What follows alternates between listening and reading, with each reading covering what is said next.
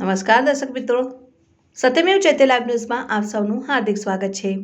Vadodara municipal કોર્પોરેશનની વધુ એક વખત બેદરકારી છતી થઈ છે। વિકાસના નામે ચાલી રહેલી કામગીરી દરમિયાન પાણીની લાઇનમાં લીકેજ થતા પાણીના ફુવારા ઉડ્યા હોવાના દ્રશ્યો કેમેરામાં કેદ થયા છે। વડોદરા મ્યુનિસિપલ કોર્પોરેશન તંત્ર દ્વારા શહેરમાં વિકાસના નામે ઠેર ઠેર ખાડા ખોદવામાં આવ્યા છે। આ જ પ્રકારનો એક ખાડો વડોદરા શહેરના તરસાલી મેઇન રોડ ઉપર પાણીની ટાંકી નજીક ખોદવામાં આવ્યો છે। કામગીરી ચાલી રહી છે।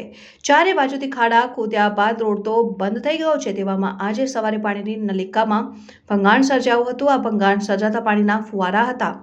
ઉલ્લેખનીય છે કે થોડા દિવસ પૂર્વે જ વડોદરા શહેરના મચ્છીપીટમાં પણ મુખ્ય માર્ગ ઉપર પાણીની લાઇનમાં ભંગાણ સર્જાયું।